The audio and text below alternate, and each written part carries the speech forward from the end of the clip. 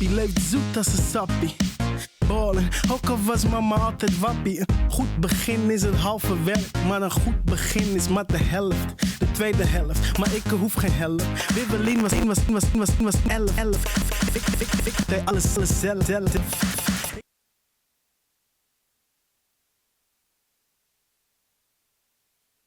Zelf, dat is gewoon, nu kom ik zelf.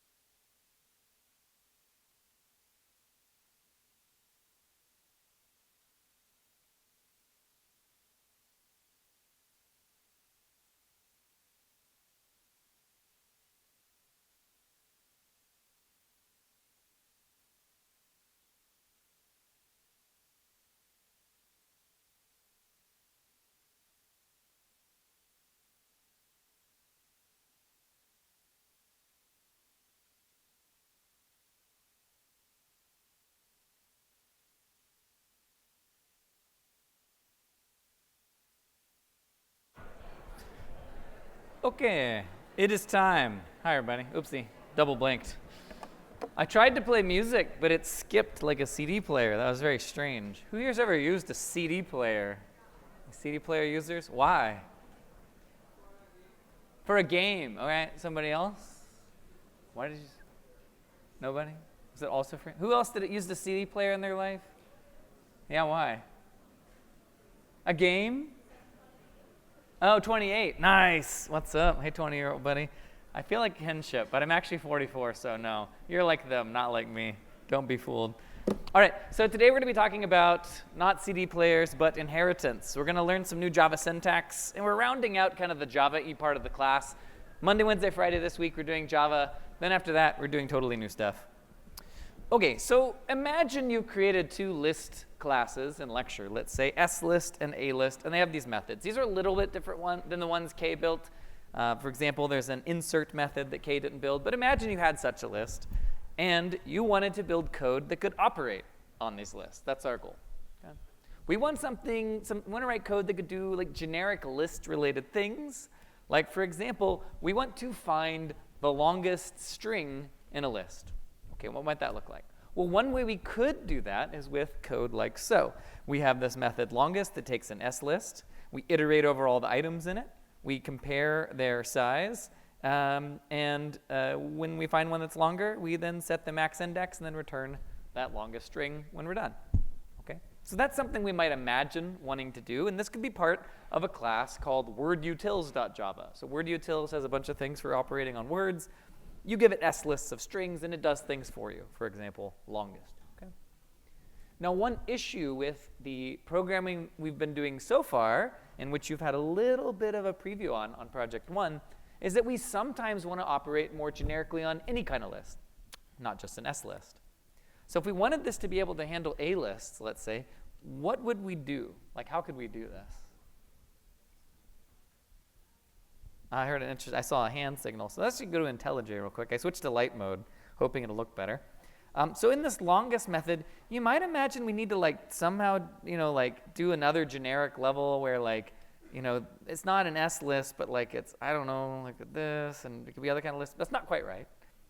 We're going to have a better approach in a bit. So it's not something to do with generics. Let's say we just wanted to make this code compile, actually. Let's do this real quick. Imagine we create an A list of strings. So let me tell you what this code does. Creates an A list, adds some words, and then we call longest. Right now it's yelling at me because longest wants an S list, but I'm giving it an A list. And there's nothing we can really do with generics here that's going to help us. What's sort of the laziest thing we could do to fix it? It's so dumb. Yeah? Just change it to object. Well, that won't work because if I do object here, then it doesn't know what it means to get from an object. So that's not going to work for us. Okay, need something else. Yeah? Yeah, the really silly thing we could do is just copy and paste. In Java, unlike Python, it's fine having two methods that have the same name, so long as they have a different signature, different number and type of parameters. This would be perfectly valid Java code. And in fact, in the very first lecture, we did something like this with our largest function, where we had one that compared integers, and then we also said, hey, we could do it with doubles, and so forth. This is one approach, but it's not the best approach. Okay, so that's what we're trying to solve. We don't want to have multiple copies of methods. We want to do something else. Now, Java, as I said, does let you do this.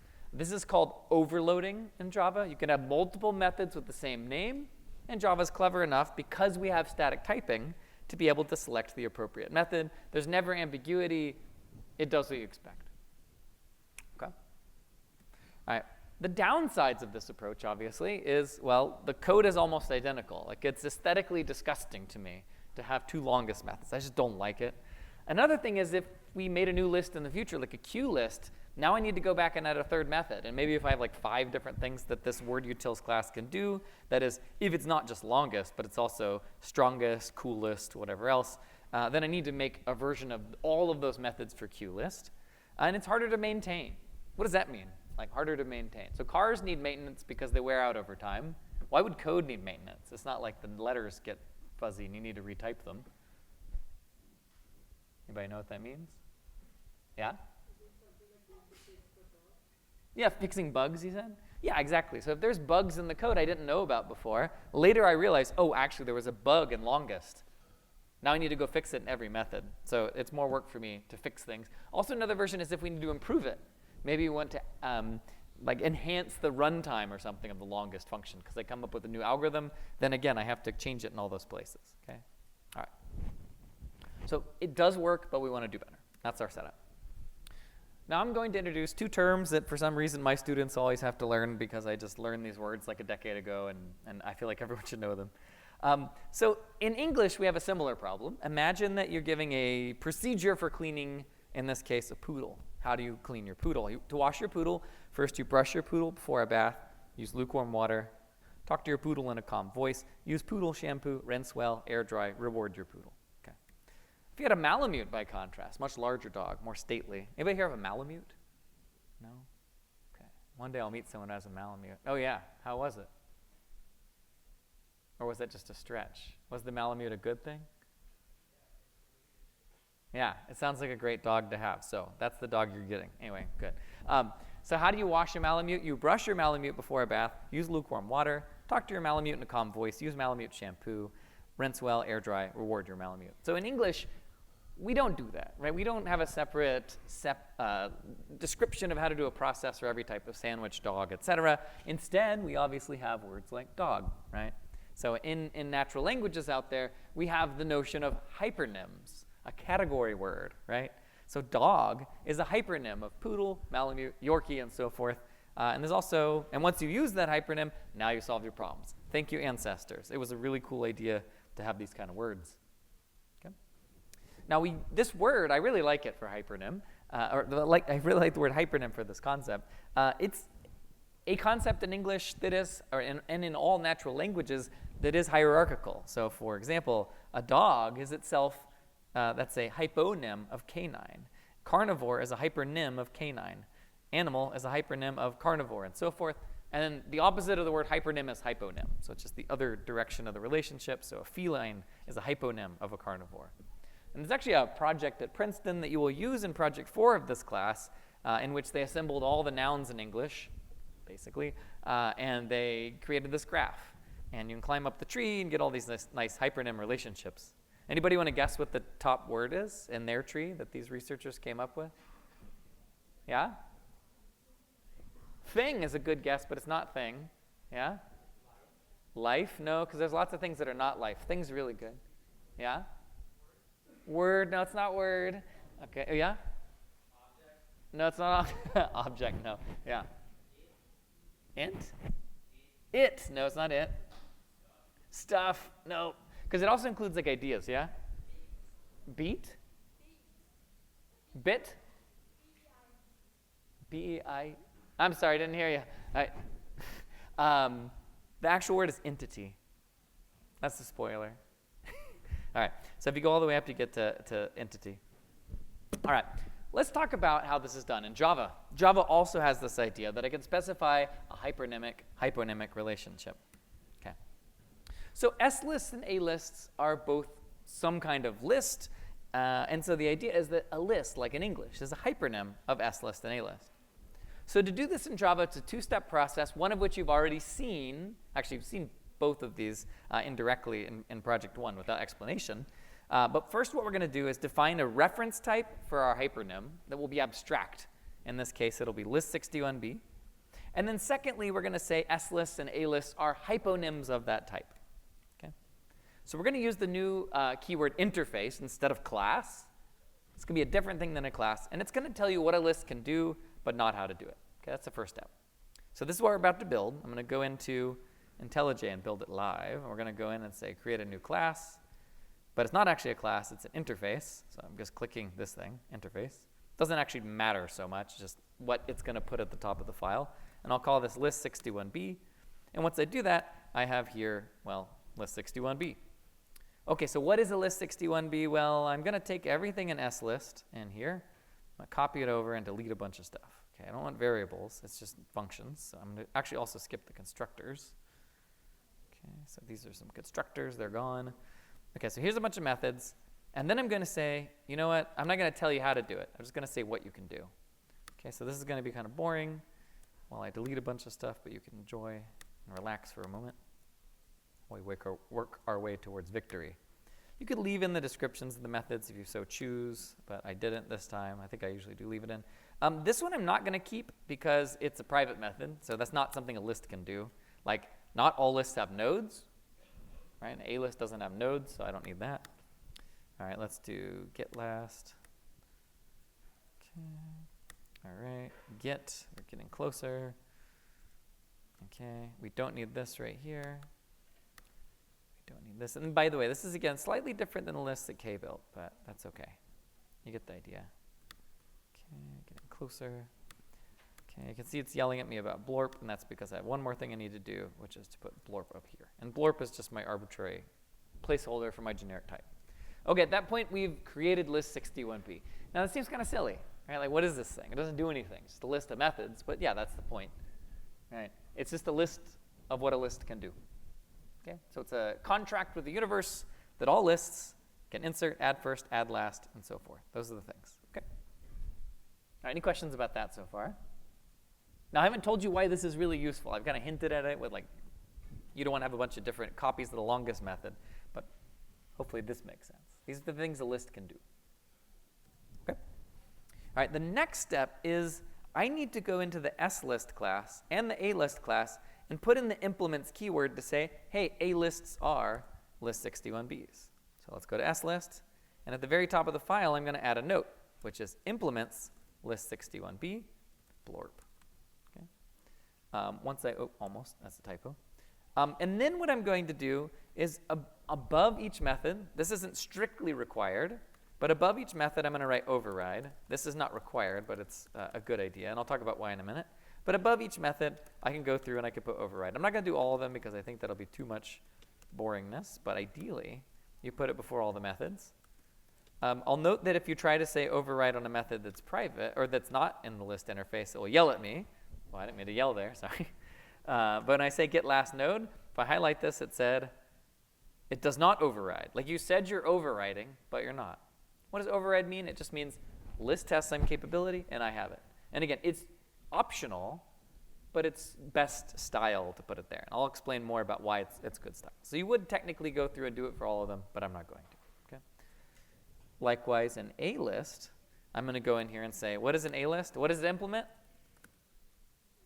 List 61B, and then it's item in this case. So it has to match whatever is here. This one's the type all throughout the list, or all throughout the file, and this is just reusing this one. This is Java minutia, although it's yelling at me. Oh, I did a typo again. Wow, I'm not good at typing the word implements today. And likewise, and here I would go through and add override, okay, usually. Okay. All right, any questions about what I just did? Maybe I need one more step, and then I'll take some questions. Why did I do all this stuff? It feels like I just spent 6 minutes like, okay, you made a file with a list of methods. And then you said slist implements the methods and alist implements the methods. Like, how is this better? Well, what's good about this, if I go back to word utils, I'm going to delete this here entirely. And now, instead of saying a list here, I can just say list 61B. That's why I did all this, okay? I wanted to make it very clear that I can take any kind of list. It could be an A list, it could be an S list, it could be a Q list, it could be a list that's never been invented before, and it'll work just fine. And the reason it works is that a list 61B is guaranteed to have a get method, and that's the only one I use, okay? All right, so any questions about that? Live demo there. And maybe I'll put up a slide if I have a summary, yeah. Maybe I have one more summary, okay. Yeah. There's something called extends, and I'll teach it in about a week and 2 weeks. Yeah, but I'm not using that today. Yeah.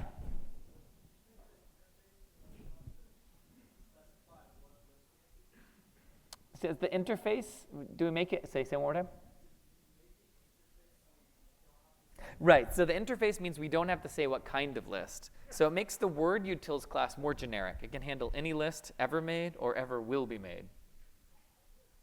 And that's true. Like I could go in here and I could operate on like, any kind of like eat, a map from string to, integer x or whatever. And this could be like a Java map.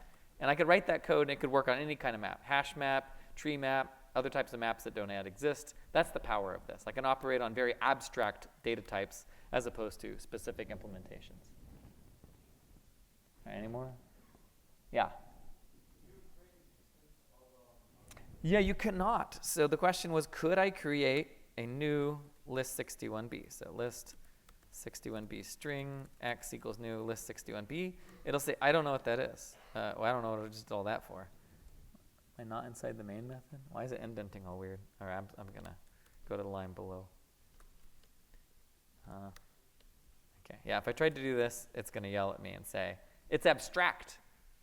It cannot be instantiated. And again, going back to this message I've had many times, we have this notion of layers of abstraction. In this case, it's a pure abstraction. You cannot make them. They don't exist. It's just a placeholder for any other type of list. Static typing gets a little weird, right? But it's nice, yeah.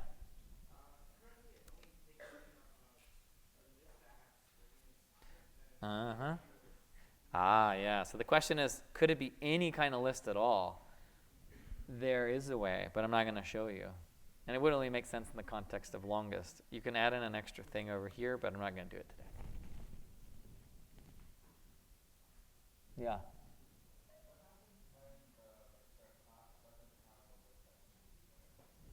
What else? Yes. Like if, right. So that actually does already happen. So the question is, what if slist has more methods?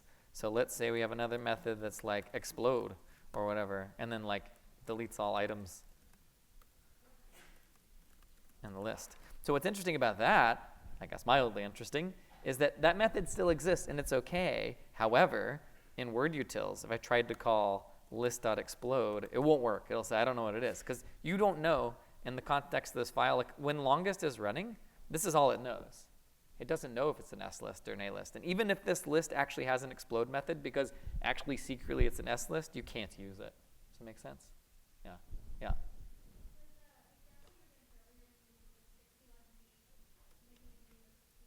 Yeah.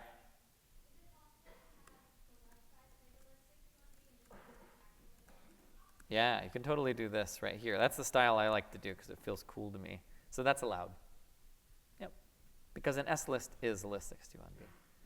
Spoiler alert for one of my questions in a bit, but you know. Okay. But to reiterate, the reason I'm doing this is so that I can write a method that works on any list type. That's why I'm doing it. Everything else is just all the blocking and tackling. That's why it matters. It's a nice solution. Okay. I'm going to skim the surface of the danger zone. I'm going to talk about overriding versus overloading, and I'll tell you why it's the danger zone in a bit. Okay. So if a subclass, this is some terminology, has a method with the exact same signature, and the signature, maybe I'll add it to the slide. How about that? I don't know if we know the phrase very well. Oh, I can't edit it right now, I guess. Why? Because too many collaborators? Oh, whatever, all right. Okay, well, I'm not going to edit it, but signature means the number and type of parameters. All right. So if a subclass has a method with the exact same signature as the superclass, we say the subclass overrides the method. So what is a subclass? What is a superclass? Here, a superclass is like a thing higher in the hyponym inheritance hierarchy. So list 61B is the superclass, and A list is the subclass. Technically, this isn't a class. It's an interface, but whatever, it's fine. But here what we'll say is that add last, it's overriding this, not add last, this make noise method in pig. It is overriding, okay, while I drop the microphone. I also advanced slide without realizing it. 1 sec, let's try again. So this A list method, this A list class, a subclass, it overrides the add last method in its superclass. Okay, make sense? That's overriding. There's a boss, there's you. You're overriding them, okay? Another example in the world of animals would be animal has a make noise method, and pig, which implements animal, it also has a make noise method, right? It overrides it. Okay. So methods that have the same name but different signatures, by contrast, are called overloaded. Here's an example of overloaded. So if in the dog class, I have a method called void make noise dog x, like the dog is barking at another dog, we would use the word overloaded here. Okay? Why is it not overriding? Because it is a different number and type of parameters. I'll let you look at this for a second. Okay? It's a minor distinction. It's not super important, but it's something I should mention. The left, it's overriding because it exactly matches. Animal says make noise. Pig says make noise, no arguments. But here it's an overload. Why is this the danger zone?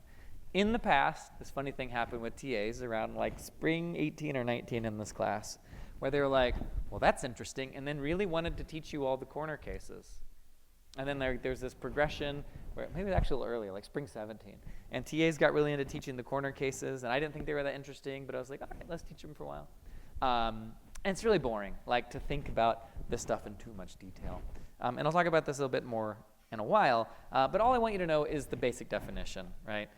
If you override a method, if you have a method with the same exact name and type and number of parameters, it's called overriding as a superclass, and this is overloaded. Okay?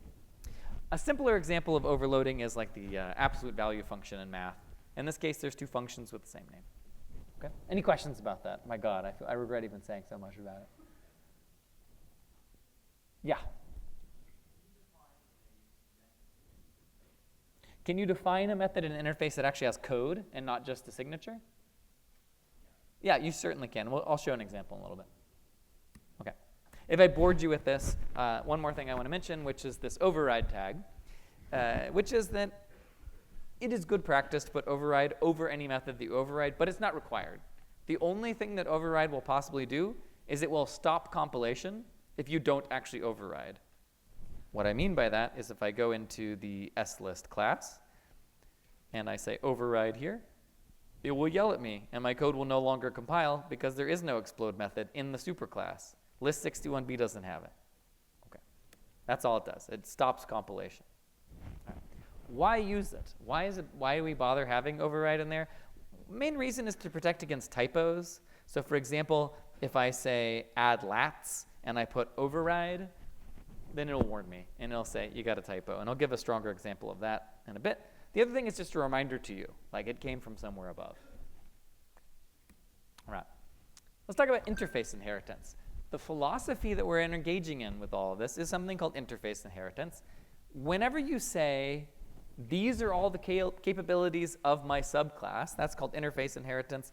The idea is that all of your subclasses, they are inheriting from you what you can do, and what you can do is called the interface. Okay? So at the very top level, this abstract list, list61B, it gives you this list of all method signatures and everybody else. They're guaranteed to have all these methods.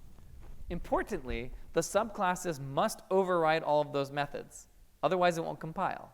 So if I go to, for example, slist, and I delete the remove last method, then slist will no longer compile. It says, you claimed to be part of this list61B. You said you're a list61B, but you're not, right? So it's like prison gangs. I guess, I'm not going to ask that question. But have you ever been in a prison gang? If you claim to be, like you have the tattoo of the certain prison gang, but you have no affiliation with them, you're not like doing all the things you're supposed to do, you just say that you're one of them, it'll be bad. Or like if you wear a Hell's Angels patch on your motorcycle jacket, you shouldn't do that unless you actually are. Same deal here. If you claim to be a list61B and you don't know how to remove last, you will be in big trouble with the compiler. Okay. All right. I like to relate to my students with what they know. Prison gangs, outlaw motorcycle gangs. It's normal. Okay. I have no connection. Though I did once. I used to have a scooter, an 80cc Honda Elite, and I rode past the Hells Angels headquarters in Oakland one time, and I waved. This is before I had a motorcycle, but I thought it was fun. So please go visit the Hells Angels headquarters in Oakland. That's my recommendation. Don't do that. All right. Anyway, anybody read Hells Angels by Hunter Thompson? Anybody read any Hunter Thompson books? Fear and Loathing, maybe? You guys are, come on, you gotta elevate. Too nerdy. You got to get out and do more fun things. All right. Anyway, where was I? Today I'm chastising you. I got more chastising coming soon. All right. Where was I? All right. So this idea, this notion of setting up hypernym relationships, it can be multi-generational. So for example, in Java, there's something built in called collection, and list is a type of collection. You could do that too. You could have a higher level. We'll do some of that later. And this is, again, I think is a really nice idea. It's a really powerful way to generalize code. Okay?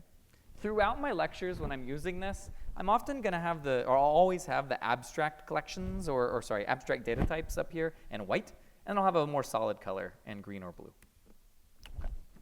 I got one more little thing for you, and then I'll start asking you some questions, and then we'll talk about something else entirely. One note is that I mentioned before that a memory box can only hold stuff of the appropriate type. So for example, input list, it can only hold, in this case, a list61B. And the good news is if you pass in an A list, it does actually work because an A list is a list61B. That's the power of the hypernym relationship. Okay? All right, I have a little question for you to speculate about what happens in this code. Let's imagine, this goes to what you were saying earlier. Let's suppose we create a list called SumList, and it's of static type list61B. And that's not a term I've told you before, but basically that's the type of the variable. And then I have a new slist.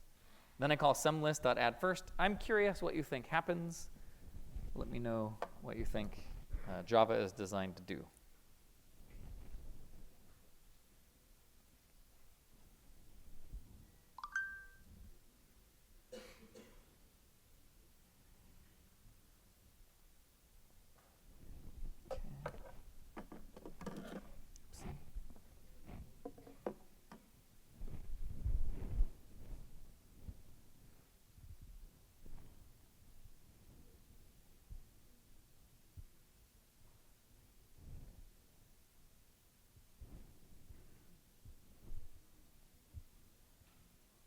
Feel free to chat with your neighbor if you'd like.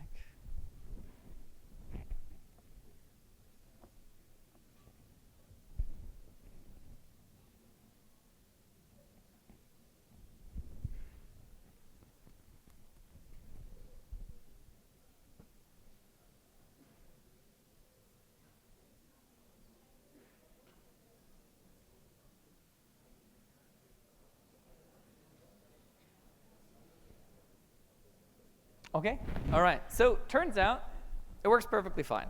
And this is good news, otherwise all the stuff I was doing earlier wouldn't work. So let's go into IntelliJ. I'll prove it to you. Let's go to slist. I'll put this code here. So I can say list61b SumList equals new slist. I could do sumList.add first elk, and it'll work fine. You won't be able to see it, but it doesn't crash. All right. And if I were to actually use a visualizer, it goes in just fine. And this is good because that's what we were basically relying on when we were writing word utils. Someone gave me a list61B, and I was able to use its methods. All right, any questions about this? Okay.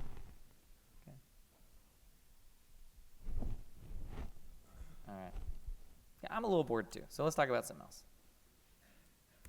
Okay. Let's talk about LLMs. So we were looking at some of the solutions for Project Zero, and I just figured I'd give this an example of someone's code that they probably didn't write as a human. Here's a couple different solutions to part of this color question. Someone wrote the following method to return the color for their various particles. Return flavor equals particle flavor dot sand question mark color dot yellow colon etc.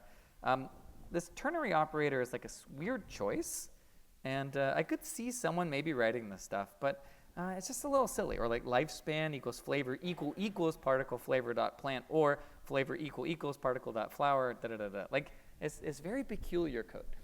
I don't know who wrote this code. Maybe it was you, but it's like if Project Zero can't stir your soul, I'm a little worried about you. Like the whole point was for it to be fun. This is the other chastisement. So if you found yourself already sort of LLMing your way through Project 001, I think it's good to think about, like, why am I taking this class? Like, I'm not going to catch it, probably. And I really don't want to be like the LLM police. That's not fun. I want you to have a good time in college. So maybe it's just like, I don't actually want to take this class, and I just want to read these Hunter Thompson books I was recommended. And maybe that's a trade-off you'll make. But it is a little peculiar. Like, I'm going to keep hammering you on, like, I think it's good to be, I don't know, to live your life in a way that, like, you shouldn't pointlessly follow bad rules. Like, plenty of that happens. It's not good. But I don't know. Maybe trust me that it's good to write the code. And it's sort of strange. Like, as I mentioned last time, something like half the students did LLM submissions even though they weren't supposed to. And then I read another thing recently about Stanford students and how they felt like something like 40% of students had disability accommodations. And while there's many people who actually do need the disability accommodations, there was a sense of like, I need it to stay ahead. But this is not a competition, right? Like, writing the projects is not a competition. Hopefully I want you to get something good out of it. Anyway, I'm not really good at that kind of like moralizing thing. I just feel kind of like a jerk saying it. But I do want you to think, if I'm LLMing my way through the projects, like, am I maybe missing something? I suspect the answer. Yeah?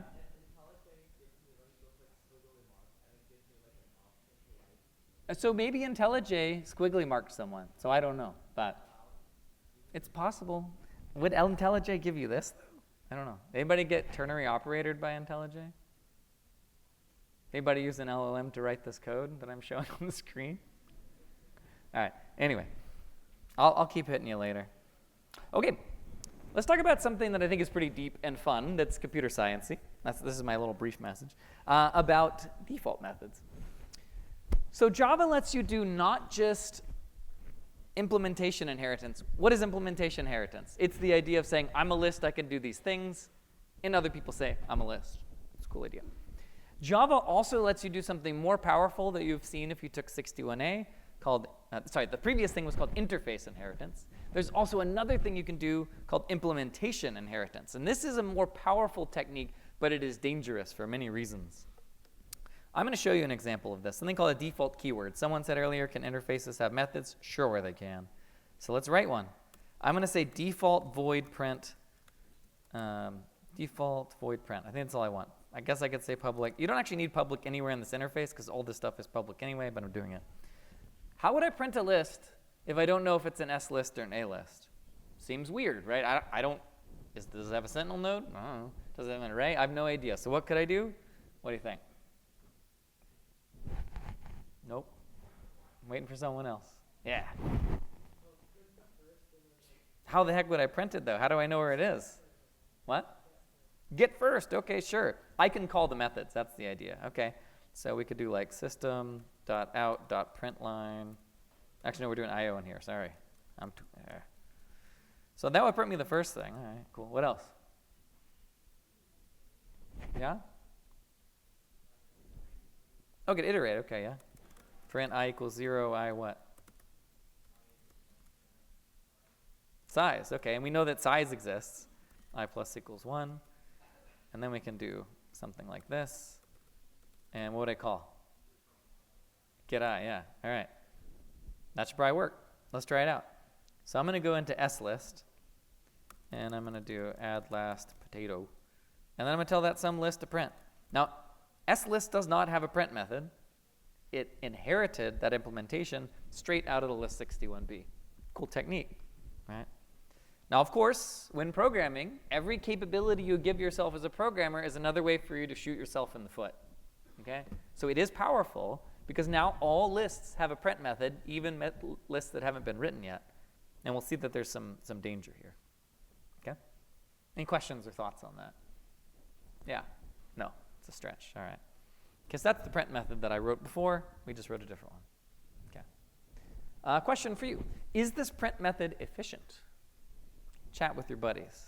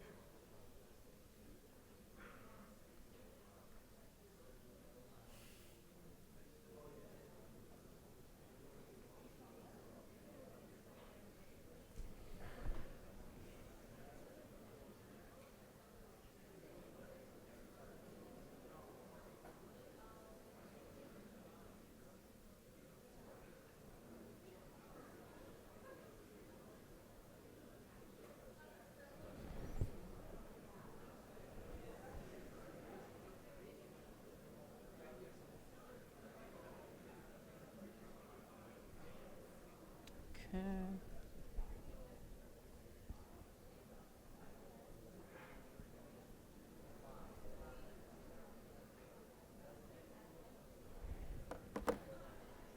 All right. We got about 60% of people saying it's efficient for A-list, inefficient for S-list, and that's the right answer. Let's talk about why. So when you get the 9th item of an S-list, what do? Describe the process, somebody. Well, getting from an S-list, what do? Overall, yes. So I would think about it this way. If S-list is printing, so what it does is it gets 0 and prints I. Then it gets 1, and then it says I, or whatever. And then once you have like item 8, it has to run all the way. It was worth it. You get to 8, and you print that one out. And then you call get 9. So then you get to run all the way back, and you keep doing that. It's like that thing you do when you're practicing running. What's it called? Now I'm the nerd. What's it called when you run and do the... What? Shuttle sprint. See? Thank you. All right. Good. So you guys got me. All right. I've been slamming you, and I don't remember how to run, basically. Dropping microphones. It's a sorry sight to see in a big room. All right. So it's not efficient for S-lists because you got to do shuttle sprints. That's the idea. Okay, so we don't want to do shuttle sprints. We have to seek all the way, so let's do better. If you don't like a default method, you can override it. So I can go to the S-list class and say, you know what? Like, why are you being so weird? All right. Let's see. We're going to do override, and we're going to say public void print. All right. Idea being, I don't trust the Yahoo who wrote the garbage print method. I'm going to use my own very cool knowledge to avoid shuttle sprints. Okay, there you go. And what I'm going to do then is I'm going to say something like, I don't know, or it's just node p equals sentinel. Then we'll say while p is not equal to null, or sorry, while p is not equal, this is a circular? How's it go? It's not circular. So while p is not equal to null, we'll say p equals p dot next, and then we'll print it out. I think this is probably not buggy. We'll find out when we run it. We'll print p dot item, and then we will return. Or not the return. We're done. All right. Let's see if this works. I think I got it right. Nope, it was wrong. Came off by 1. P dot next. Wow. I'm coding like you guys over here. Ah, good. It worked. Awesome. Okay. So we wrote our own print method. Why is override great? Well, let's imagine that I actually wrote print. Okay? If I didn't have override, I just wrote a print method that never gets used. When I put override, it yells at me, and that's good because then I know I'm actually calling the print method. If I wrote print and I didn't have override, I might not realize this method's never going to get called unless I look carefully and see it's gray. Okay, there you go. All right, so I'm going to put override back. All right, any questions about this?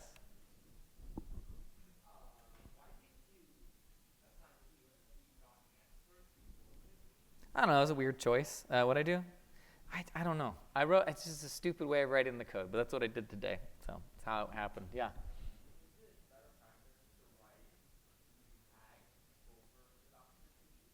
I am not sure. I forgot. I think this feels more natural, but I don't remember. Sorry. Yeah. Can you make a default method that's just like, you can't touch this? I don't think so, but if there is, it would be to put the word final here. Nope. Okay, let's see. But this is not a language detail I know. Nope, can't go there. Nope, doesn't look like it. This is a question for someone else. But looks like no. Interesting. Very interesting. I like that question. All right. Oops. Okay. How about this code? Let's suppose I write the following code. All right. Let's say I do list61b sum list equals new s list. I add elk are watching and I call print. How many of you think it will call the list print, and how many of you think it will call the s list? So who thinks it will call the default list print? Peer pressure says no. Okay, how many of you think some list will, this s list? Okay, you're right. So it does the thing you expect. That's good. The whole point is we've overridden it, so hopefully it calls the right method, and it does. All right. Let me compare implementation inheritance and interface inheritance briefly. So interface inheritance, where you just say, these are the methods, no default, is very powerful and very safe. You're never really going to cause yourself any trouble by doing this. There's not going to be some unexpected bug because you forgot to override or whatever else. It's just very clean, right? It's a software design philosophy that is, in my opinion, just totally safe and fine.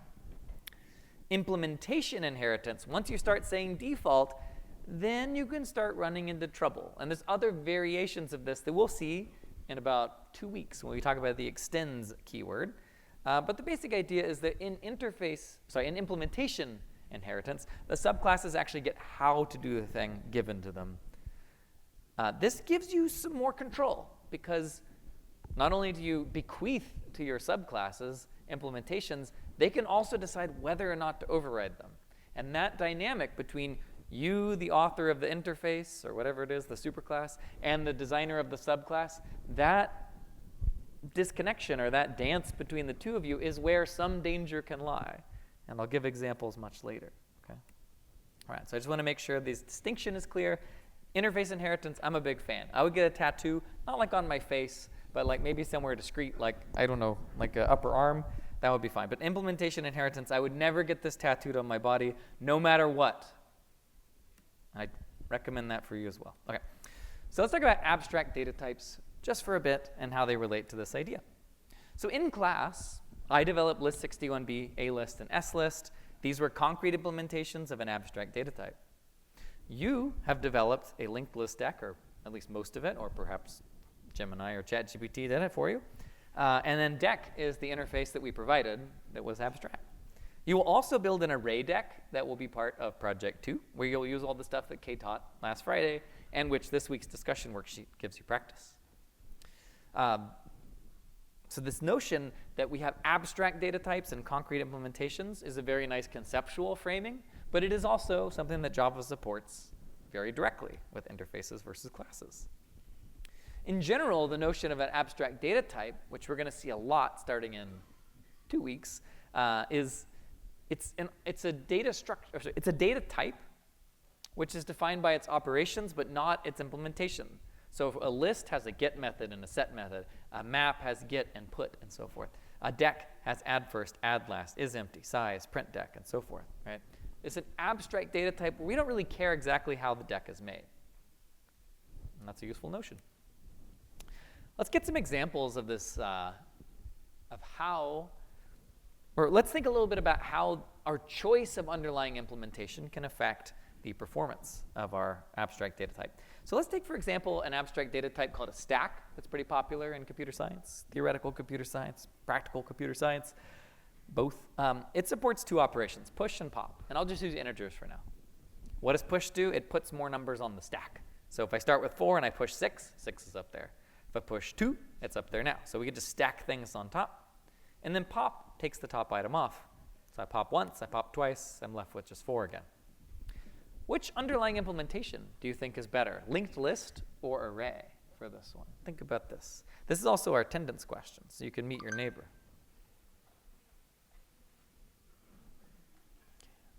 Better work, okay. I think it's okay. Yeah.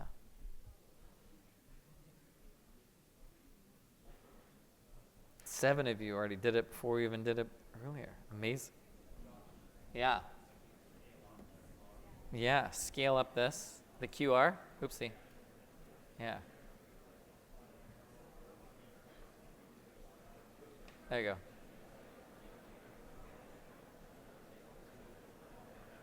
Okay. There's also yellkey.com/learn if you want to type it.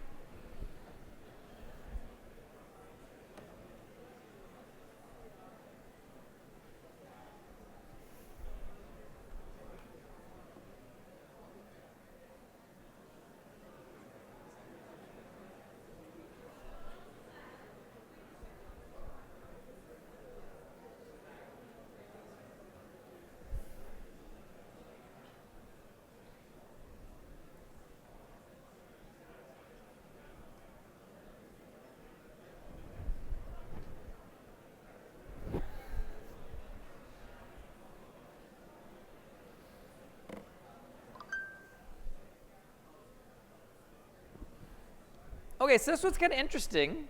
Somebody give me an argument for why you like linked list better. Yeah. Time complexity, why is it faster, do you feel like?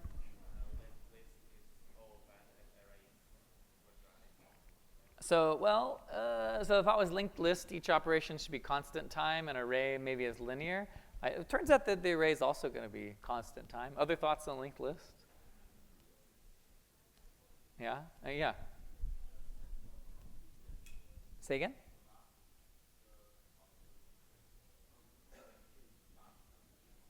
What I'm hearing, but I only got some of the words there, is with a linked list, you always have a pointer to that last item. It's pretty easy to just pop off. Anybody like array better? I mean, a lot of you liked array more, too. Why'd you like array more? Just a wild guess. Well, what's interesting about this one, to me, I felt like they're going to be about the same. One difference is that linked lists don't have to resize, because if you tried to do this with an array, you would have to use that technique that Kay described, where you have to expand the array. Otherwise, it'll eventually get too full. So gut feeling to me is that linked lists would be a little faster. Interestingly, when I taught this class with Justin Yokota last year, he was thinking, no, I think arrays, or linked lists, sorry, he was thinking arrays would be faster because linked lists are like bigger blobs and there's more indirection. So when I ran, and I have it in the lecture code repo on my computer, arrays were actually faster. So we kind of debated it for a while and couldn't just determine it theoretically between the two of us with a lot of expertise. So the actual answer is both. And you have to run a test in order to see which one's faster. I got another one for you. What about the grab bag? What is a grab bag? It's an abstract data type with 4 operations. 1, you can put stuff in the bag. Like, oh God. Like Kramer today from Seinfeld, which maybe you've seen because you're 28. And I guess I'll give out a thing from this bag. So you put stuff in the bag, and then you can take out stuff randomly. So which one do you like better? And I'm going to go hand out a thing to somebody. In the meantime, hold on a second. God, there's like trash in here. All right, here we go. Sweet. It's Halloween candy this time. It's sour. Okay. I don't want to hit anybody in the eye. I never give it over here lately. You ready? Okay. Ah, nice. That was a perfect catch.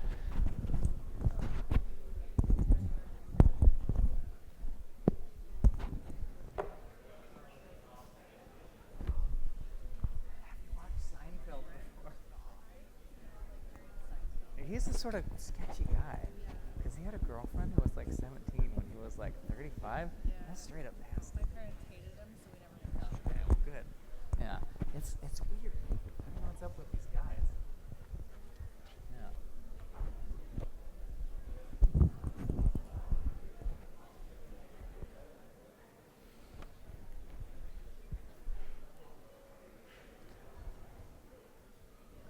Okay. I'm gonna zoom this bad boy in. No.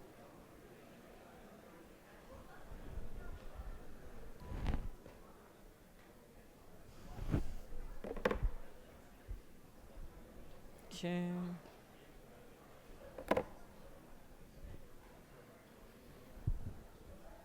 All right, in this case, we have a stronger consensus. It popped up for a moment. Why do you like array better? Yeah?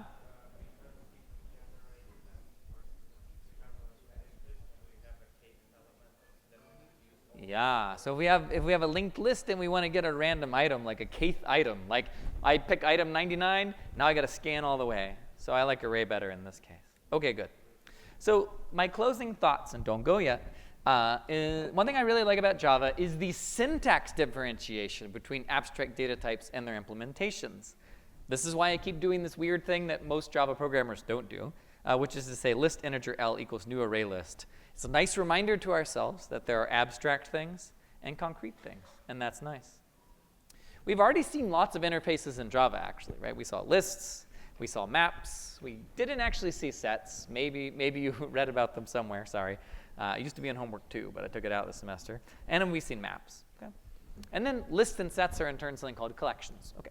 My last thought of the day that I just want to reiterate here, if you look at old 61B stuff, there used to be a topic which was called dynamic method selection. We talked about static type versus dynamic type of variables. And this is what I talked about earlier when I said the danger zone. My TAs loved teaching all of these crazy corner cases. Now, if you are somebody that wants to know how to do this crazy problem from the Spring 17 midterm one, and I'll talk about the midterm next lecture. So this is probably the most annoying midterm question. It has ever been I don't know why I wrote this thing. It is a monster. And if you want to know how to do it, here's some slides for you. But that's not something you got to learn this semester. All right, I'll be around a little bit. If you have questions, thank you. See you later. Please enjoy the snack if you're the one person who got it. Now, even a